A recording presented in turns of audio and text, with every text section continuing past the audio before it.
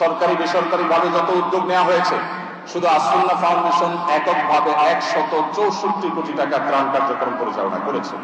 আপনারা দেখেছেন আমরা এক সময় অনুদান গ্রহণ করা বন্ধ করে দিয়েছি, এবং কোথায় 2024-এর বন্যা, এখন 2026 আসতে চলেছে, অথচ এখনো 2024-এর বন্যার কার্যক্রম 5-7টি জেলাতে আমাদের পুরো দমে চলছে। 1500 ঘর নির্মাণ কাজ প্রায় শেষের দিকে, আরো 1500 ঘর নির্মাণ কাজ আমরা নতুন করে শুরু করেছি। সেবা খাতে আসুন্নাহ ফাউন্ডেশন যেরকম একটি নতুন উদাহরণ তৈরি করতে পেরেছে, আমি বিশ্বাস করি এখানে যারা উপবিষ্ট আছেন অথবা যারা আজকে এখানে আসতে পারেননি, এরকম অনেকেই আছেন।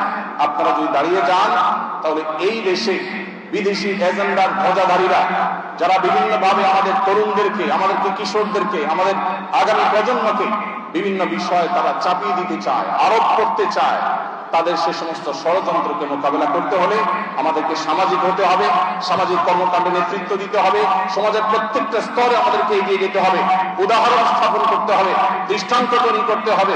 এবং আমরা যে এই সমাজের একেবারে গোড়ার মানুষ, অন্যরা অনেকে হয়তো পালিয়ে কেউ ভারতে যাবে, কেউ আমেরিকায় যাবে, কেউ পশ্চিমে যাবে, কাউকে হয়তো সৌদি আরব ওয়েলকাম করবে, আমাদেরকে পৃথিবীর কোন দেশ এমনকি সৌদি আরব ওয়েলকাম করবে না।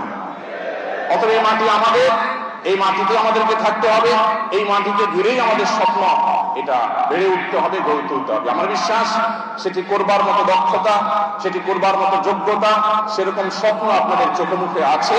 প্রয়োজন শুধুমাত্র এগিয়ে যাওয়ার, প্রয়োজন শুধুমাত্র কাজ করবার। আমি শত শত উস্তাদ জালাল আব্দিনের মতো মানুষ, শত শত অন্যান্য ওলামায়ে কেরামের মতো মানুষ, আজ বড় বেশি প্রয়োজন, বড় বেশি প্রয়োজন।